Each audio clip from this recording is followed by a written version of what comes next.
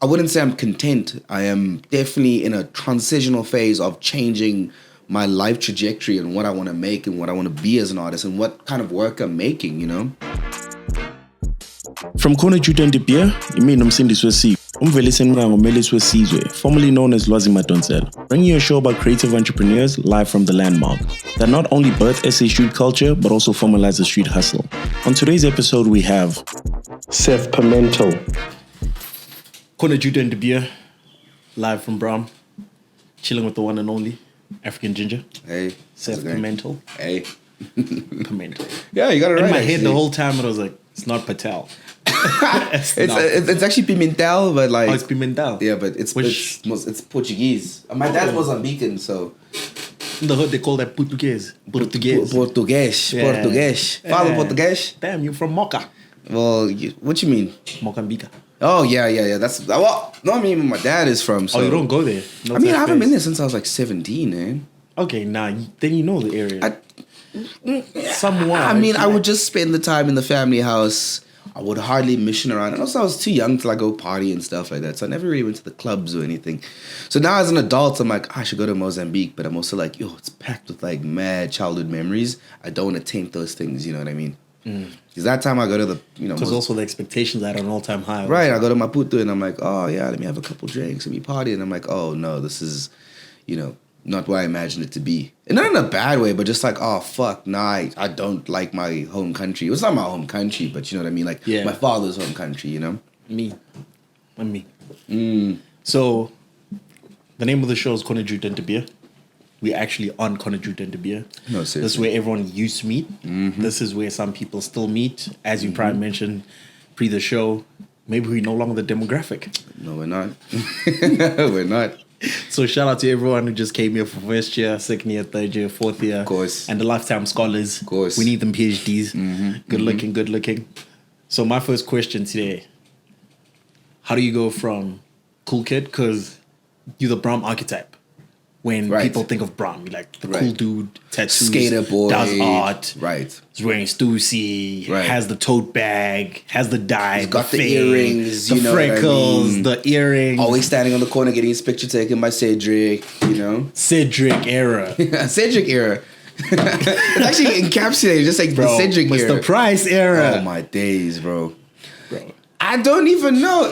Like I was saying earlier, it just happened, Like I was saying, it's all positioning.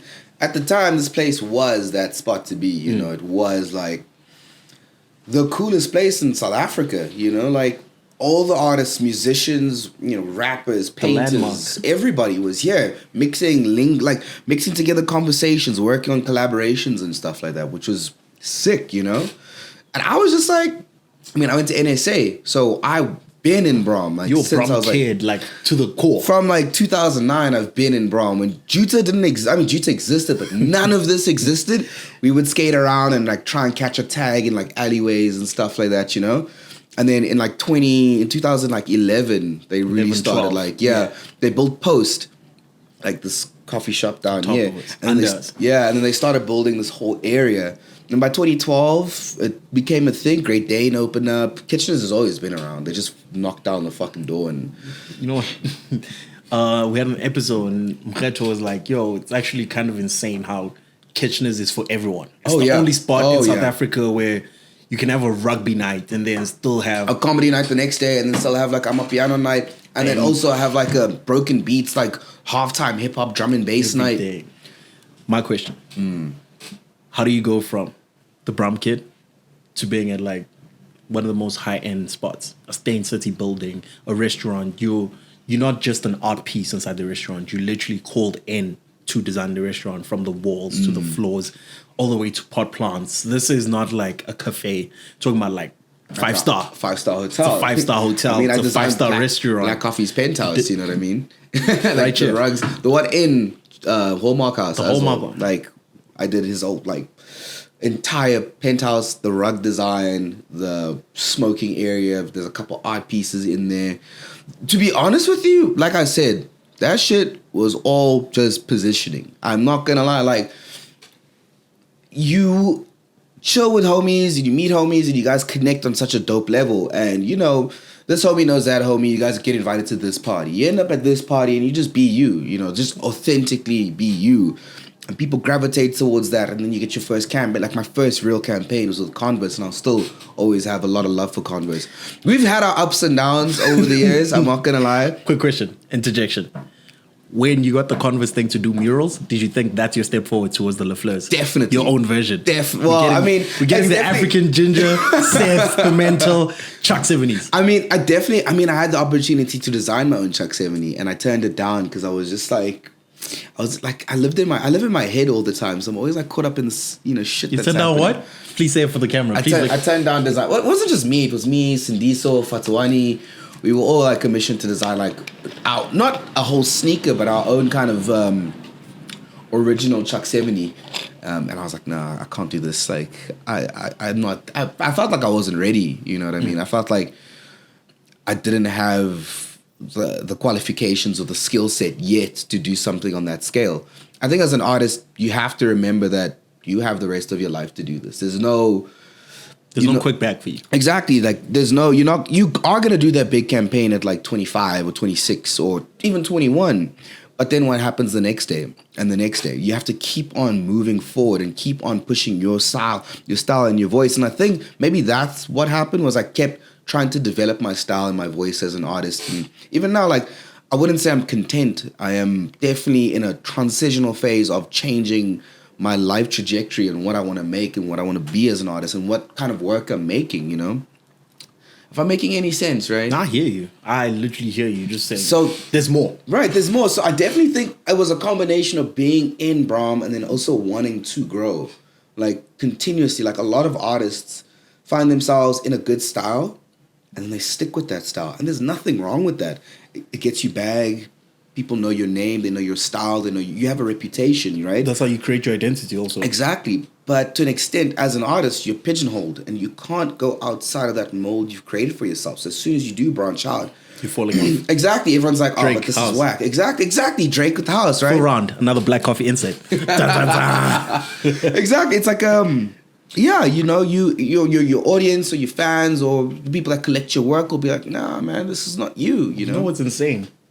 I forgot which interview I was watching, but at some stage, Punch, if it's not Punch, someone at TDE was having an interview, and they were like, after Jay-Z gave Kanye West the Bitch Don't Kill My Vibe remix verb, the word of advice to Kendrick was to say, your next album cannot be the sound. It was literally, you have to switch up now so that we always expect something new, or you're going to be stuck in this pigeonhole, and the minute you try experiment, everyone's going to think you've fallen off because you've boxed yourself in, and I think that's why To Pimp a Butterfly worked, and I think so well. That's how you are working, because you one of the few artists that actually showed us the process where you like post on your gram as you're starting the illustration, the end of the illustration. So we were also engaging that, this is not a screenshot that you're posting or a still image, or based off my reference image. You know what I mean? It's an actual process. It's a whole process. Right. You invited us into it, and I feel with that, as much as you've invited us to the process, you also invited some weird energies.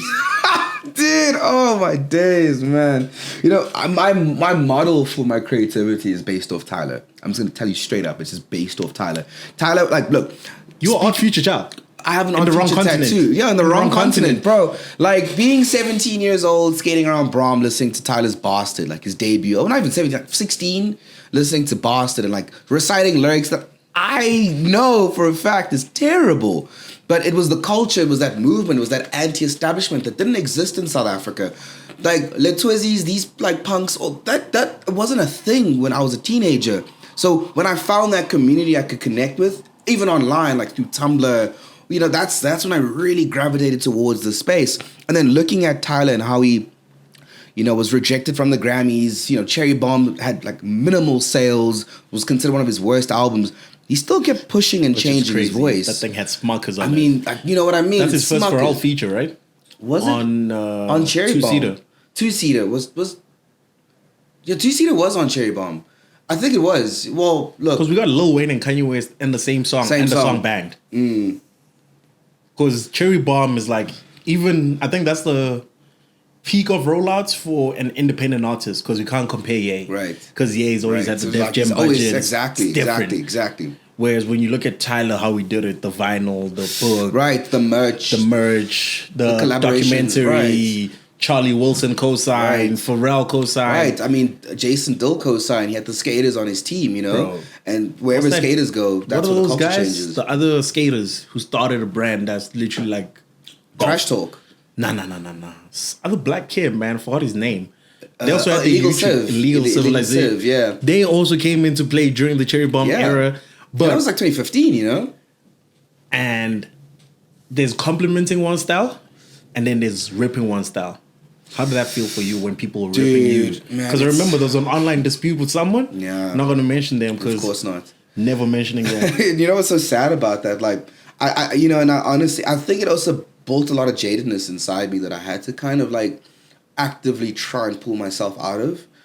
Because I was doing what I did for the sole purpose of like pushing forward like a movement or creative style in Africa, you know? And A digital identity. Exactly. You That's know? not tribal. Exactly. That's not the cliche European narrative of what Africa is. African patterns with the, you know, the yellows and The loud browns. colours. Exactly. It's more muted to an extent, but it's more about emphasis on character and, you know, posture and feel and mood, right? And I was doing that, and I was also, I'm not gonna lie, like we all have reference points, and I definitely was referencing Basquiat. And I mean, I'm not gonna lie, but I released all these time lapses and I released all this work that I was creating, and you know, it was received well and it inspired a lot of dudes. But there was this one person that just kept on, you know, replicating it to the T. You know, like I mean, like same color palette, same like reference image, same everything. You would literally think it was my work. I had collectors come up to me and be like, oh, DM me being like, oh, Seth, I love this. Can I buy this print? I'm like, for sure. And they'd send me the image and I'm like, this is not my work, you know? Yeah. And it got to the point where I popped, of course, because I was speaking to, you know, some people that were like, no, you need to fight for your identity as an artist or whatever. And I dragged them on Instagram and it became a bit of a thing on my end. And I think on his end as everyone was well. like, what the fuck? Because I've never done that before. That's not your character. That's not who I am, you know? And, you know, ironically, he blew the fuck up after that, you know? He's like huge. He signed to like the different folk. He's got like 70K followers. He's all over Pinterest, you know? And I was like... What impact does that have on your mental? Because that's your it depressed identity. me. It destroyed me because I spent actual years, you know, like actual years working on this style, you know? It wasn't something I cooked up in university. I was working on this idea like since like high school, you know? So for me, when someone completely pulled my entire identity under my feet, I was fucked. I spent a good year like lost. Like I didn't know what to do, and I kept branching out into this style and it didn't fit well with me, or this approach didn't fit well with me. And I was like, there's nothing you can do. Like they're always going to be, you know, we live in a planet of 7 billion people. Originality doesn't exist. Even my style, I wouldn't even say is originally mine. I referenced like 7 other artists to build this one style, but it was sad that all my references, all that hard work was just taken and one person's been using that. And now it's gotten to the point where it's not just him. There's like 20, 30 other artists. It's a whole community of artists that are using my style. And I had this great epiphany of like, you know, what if I potentially outsource them to work on campaigns? No, seriously. But then I'm going against my narrative of being an individual artist. Not my narrative, but the idea of striving for individuality. Because if African Ginger is a company and I say I hire these 20 artists to work with me on these campaigns. Takashi Palm, Jeff Koons, all these motherfuckers that have like super artists that have like a production team of like 50 people working on these projects. Is it you creating it? Because you're just conceptualizing. And that's what's been fucking my mind up. Because I'm like, I can work with you. I can collaborate with you. But like, is it going to do you any good or is it going to do me any good? Like, who's winning at the end? Because at the end of the day, who is going to win? And it's, yeah, dude, it's just been, like, even now, like, I can't give a solid answer, but I can say I've just not been doing okay mentally with everything that's been happening, you know? I think that's why I've retracted from being online a lot, and I've retracted from making as much work as I used to, especially with illustrations. I think I've just fully branched into, like, murals and painting canvases, because you can't necessarily replicate a mural or a canvas. Exactly, you know? Digital stuff, you can swatch images, like, you know, you can screenshot it, put it on Photoshop, you know, eyedrop the color palettes, and, you know, you're good. But you can't do that with the mural, you know? Do you think most creatives want to inspire until they actually inspire? Because that's actually a great question. That's actually, I think the buzzword for a lot of creatives is like, and I think subconsciously a lot of artists say, I want to do this for the next generation. We're pushing this next wave. And they get put into the predicament. Because I was put into the predicament and I was like, fuck, what do I do? You know? I think artists just want to create for art's sake.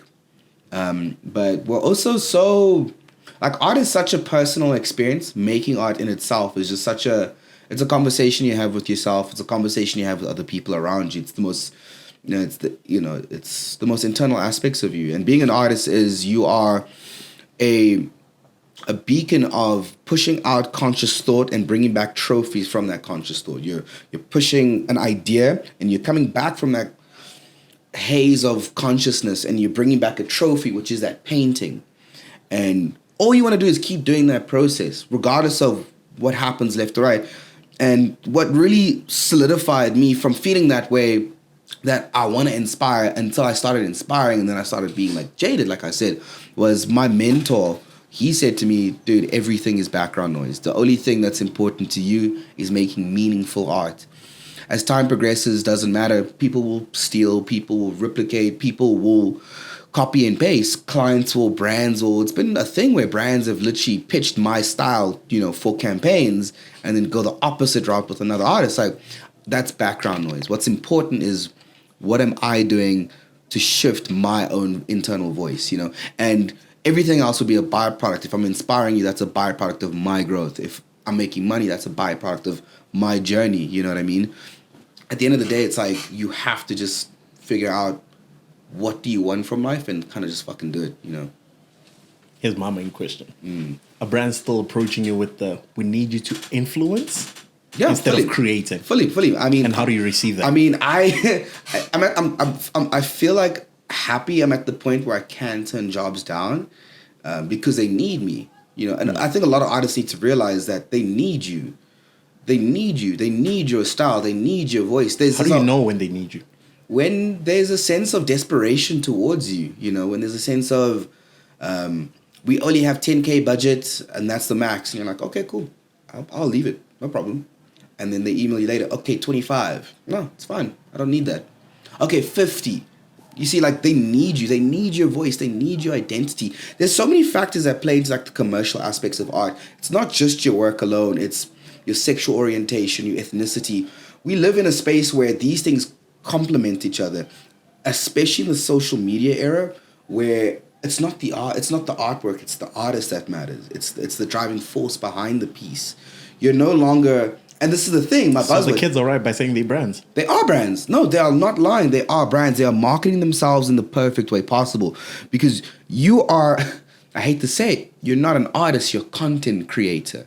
In their eyes. And I fucking hate that term. I hate that term, because you're taking 10 years of my life that I put energy into, effort, time, soul, grit, more than 10 years, grit. And you're telling me all I'm doing is making TikTok reels. I'm just, that's it. Because no one cares about that. Can you TikTok our logo, Seth? Quick. We'll give you 20K. God, no, dude. I still turn. It takes you 10 minutes, but can you do it? We'll give you 20K. No, I'm fine. No, but seriously, like, when you're called an influencer or a content creator, you need to, especially as a visual artist, you need to figure out a way to draw the line on where is it personal and where is it business. Because as an artist, it's virtually impossible to draw. For me specifically, I'm not speaking on everybody else. I mean, Karabo is the perfect example of knowing where to draw the line between personal creation and business creation. But for me, my art is it's me. So I've been trying to figure out where to draw this line on, like, I'm not a content creator. I'm an artist. I am not a TikToker. I'm not an influencer. I am an artist. I draw for a living. Know. Yeah, I don't know if I'm making any sense. Nah, me, I hear you. And then to round it up, this is the big one. These are brands we aspire to work with. These are brands at some stage we're like. This is another thing, hey. I mean, it's a pity because it's a big South African thing. I think also traveling a lot and meeting other artists from different places in the world. Like, art is really respected in a lot of different countries, even in a lot of countries in Africa, Europe especially, the States especially. And for them, they can really function off a life as an artist by selling paintings and prints and tote bags and keychains. But in South Africa, there's no sense of support. There's a massive gift shop. It's a gift shop. Right. There's no sense of support. The only time South Africans will support an artist is if there's a brand collaboration. If you're doing work with Adidas and you have 10 t-shirts, stuff, for example, if I pushed that shit on my own accord, people would have bought it, but, far and few. But because it was signed to a brand and a big market that I had no exposure to, exactly, it sold out multiple times. Both times it sold out. So everything you do, if it's, when there's a brand around it, there's a massive sense of appreciation for the work and the artist. And that's quite sad because the artist has always been doing that regardless, Before the cosigns, they've always been making really powerful work. It's just I think to an extent, we are so self-deprecating that we don't appreciate ourselves enough to trust ourselves. And when I say that, I mean, like, especially as artists, we don't allow ourselves to really just function as ourselves. We have to get that approval from a bigger corporation in order for you to do something. And don't get me wrong, it's nice to be on that spectrum. It's nice to have these brands work out and reach out to you, and it's nice to have them respect you as an artist as well. You're not just a graphic designer, you're not just you're the guy who collaborated. Exactly. You're the guy that they reached out to work on this project. And it's a beautifully humbling experience, and it's great. But it can't be the pinnacle of what we do as artists. It can't be the end goal. These brand collaborations can't be your modus operandi. The modus operandi is making fucking good shit for you and your peers. That's all that matters. Everything else is background noise. Everything else will come in. Everything will come in together when you start doing things for you and doing things for your immediate community, your family and your friends, and you make stuff, That's what and I'm just speaking as a visual artist. This can't be translated to a musician or a film director or photographer. I'm not in those industries, so I can't speak on those industries, But in my industry, I can say, like, don't let that become your MO, But sorry, the big question you understand. And then for cloud's sake, right? For cloud's sake, you do your second collab. What are you then working with the leverage that we've successfully sold our stuff? Right. What's the communication now? How are they amping it beyond the financial? Nothing more, man. And I think for me, a lot of the times as an artist, you do take on jobs because of the check. I'm not going to lie. Like, I might be contradicting what I'm saying, but there are moments. There's moments where you need to pay rent. Where you need to pay rent, and you also have things that you planned, and you're like, I need that bag, So with the second project, it was the first project, we weren't compensated so well. It was kind of like a tester to see what would happen. It was me and a bigger group of illustrators, and we killed it.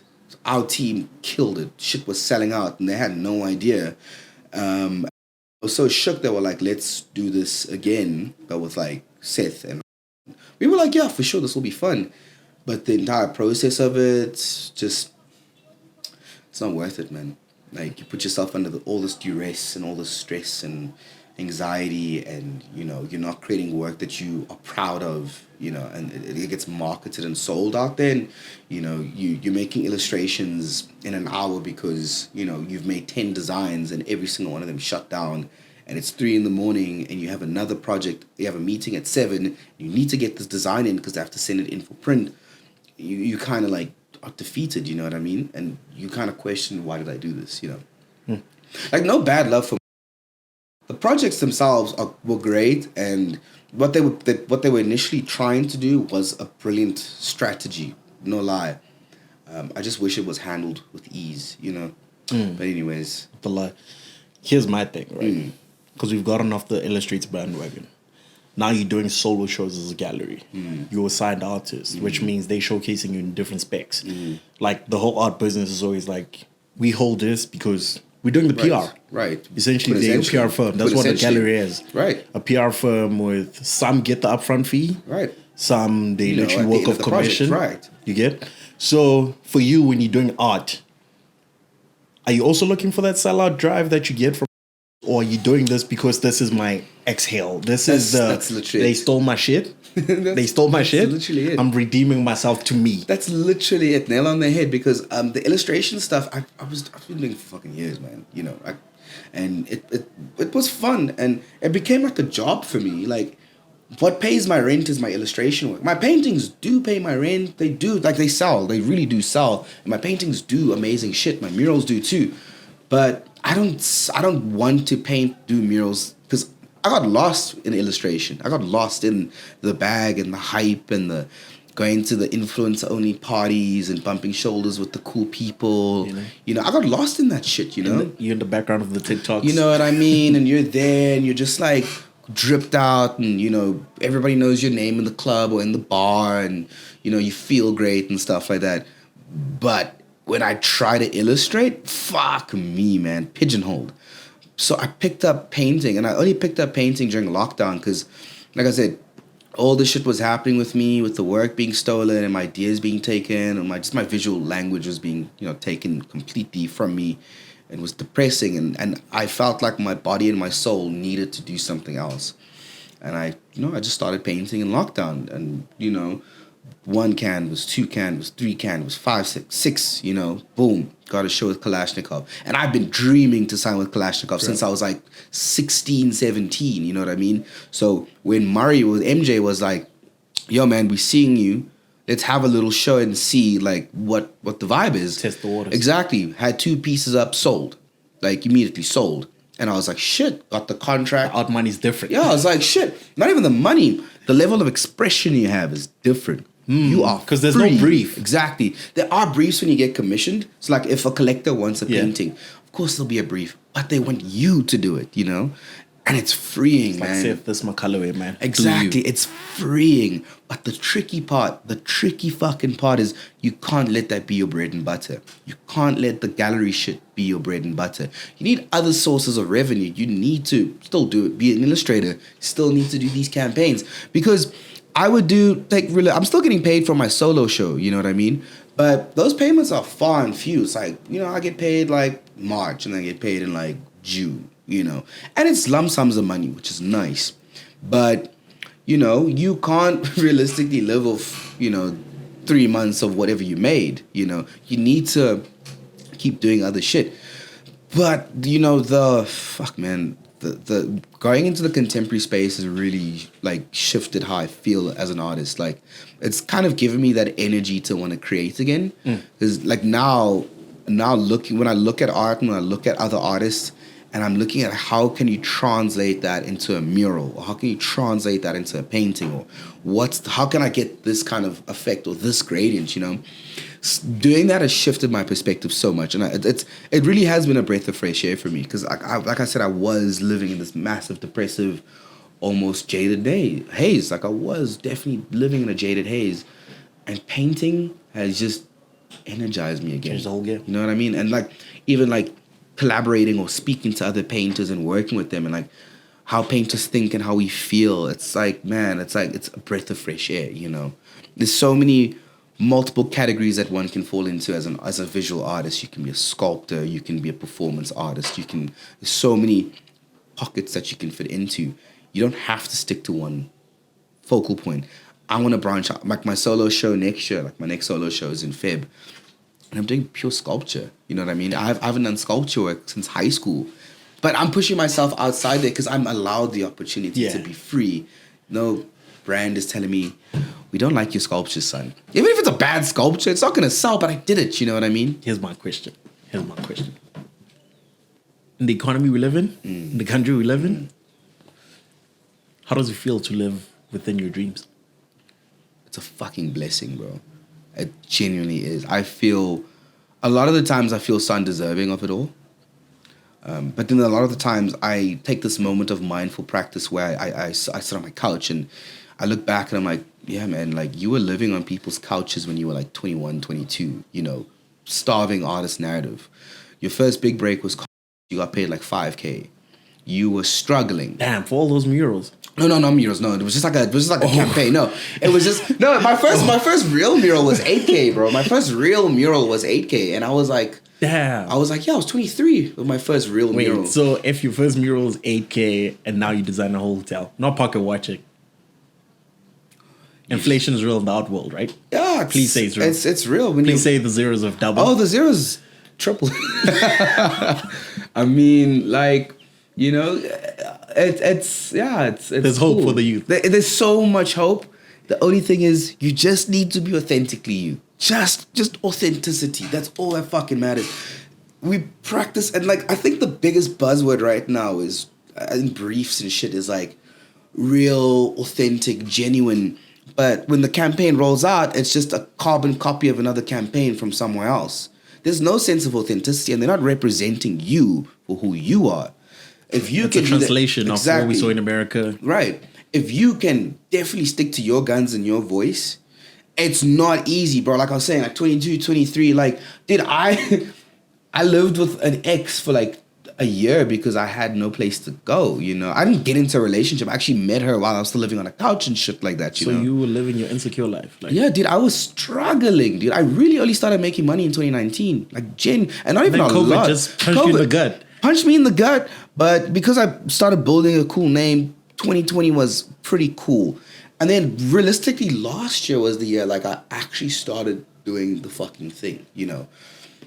And it takes long, bro. It took long. I mean, I was selling watercolor paintings out on this corner when you remember when Gondo and Sia and William all used to have that market, Onyx. They used to have that festival, Onyx, and they had that Onyx street market. Yeah, I was selling watercolor paintings for like $100. Gondo come to the show. Yeah, for real, Gondo bro. come to the show. Gondo knows a lot about what's been happening here, and he's so connected to the pulse as well. I've been very disconnected. I'm not gonna lie. I've been living in my head for like years. For years, like I've everything happens in this fucking haze of mine that I just. So do you work of instinct or do you work of principle? Instinct and principle. That's what the flow is. There's something as an artist called the flow. It's where you're making something and you're not conscious of what you're doing. You're just making. You're just, you know. And you pull back after like a day and you come back to the studio and you look at this painting like, what the fuck? This is amazing. How did I do this? The flow is a combination of instinct and principle. Principle and instinct, principle, and then just letting whatever happen, you know, surrendering to the moment, and then also having your skills and your instinct, because your skills are your instinct. Whatever you've learned has accumulated over time to become instinct.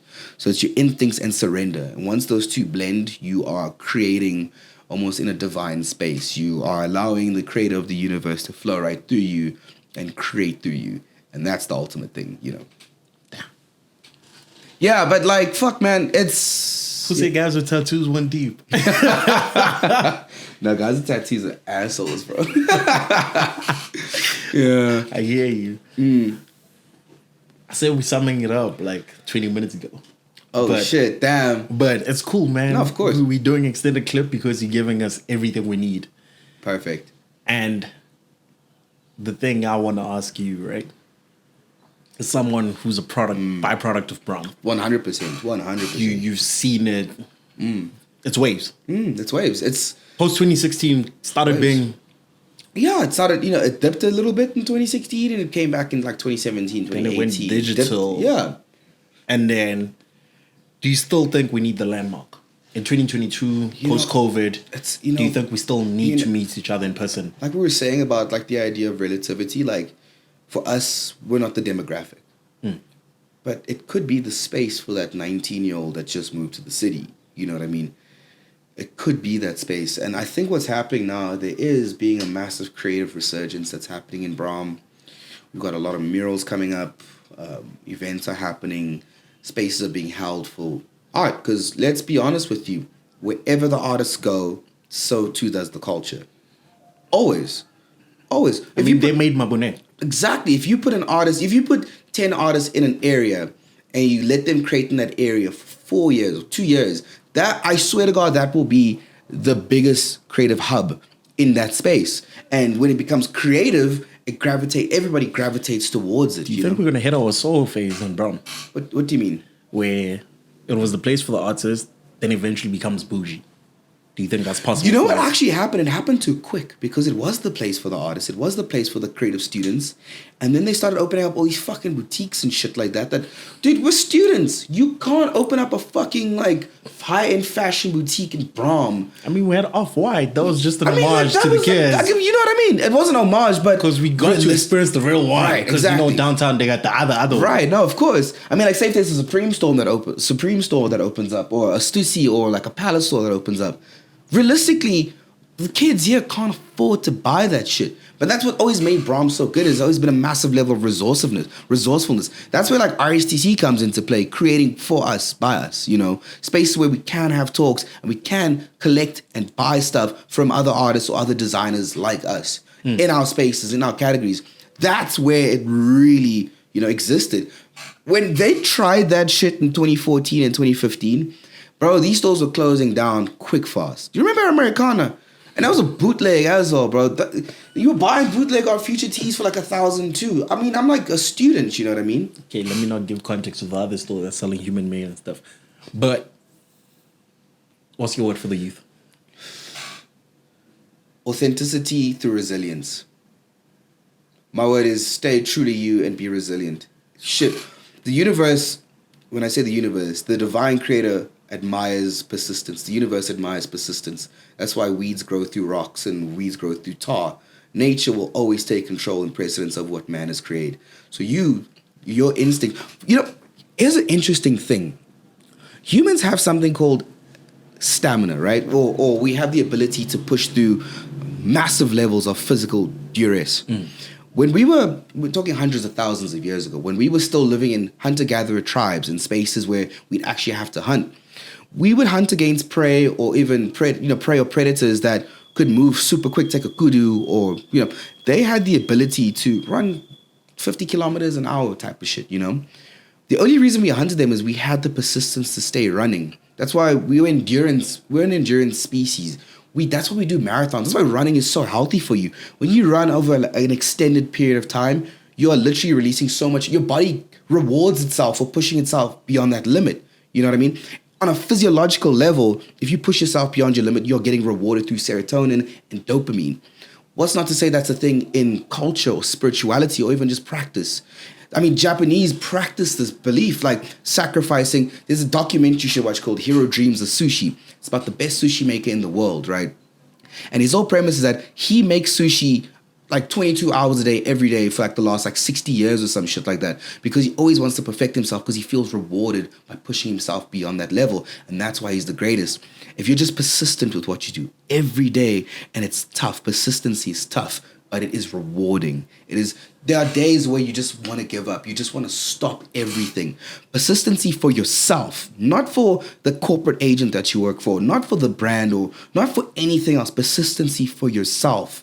If you can push what you want truly, you will benefit tenfold and you will help other people by doing that.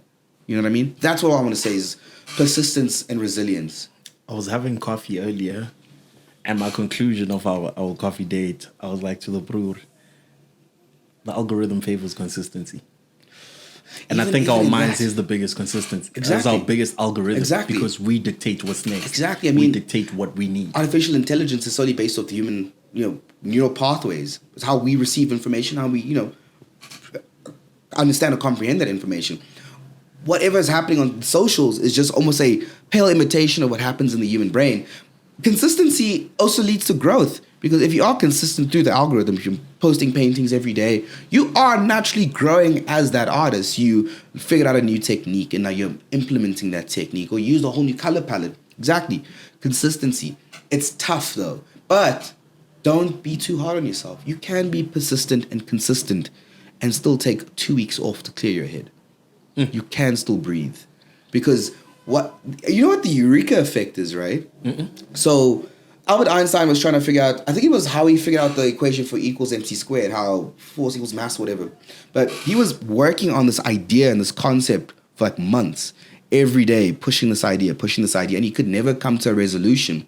And he decided to take a break from it and just pull back from everything that was happening. And I think he was like taking a shower or some shit like that. And it struck him and he said, Eureka, and he figured it out. And the thing is, when you consistently work on something and then you pull back and work on something else, you figure out a way to problem solve that issue. If you're struggling on a painting, pull back, go for a walk, play some PlayStation, smoke a joint, take some mushrooms, do something that anti what you were doing, and you'll figure out the problem. You'll figure out the solution for that problem. So, sorry, to reiterate what I'm trying to say, resilience and consistency, but know when your body says enough. As Drake would say, is there more? The answer is yes. As Jay-Z would say, what more can I say? And we signing out. Shout out, Seth. Thank you, guys. This was fun. I spoke a lot of shit, so some things just don't hear me out, but other things hear me out. Nah, I hear you. So what, third brain or whatever? Huh? Third eye. Third eye. Some third eye talk. Opening, I feel you. Shout out. Appreciate that. Nah, no problem. Appreciate that. Oh, man.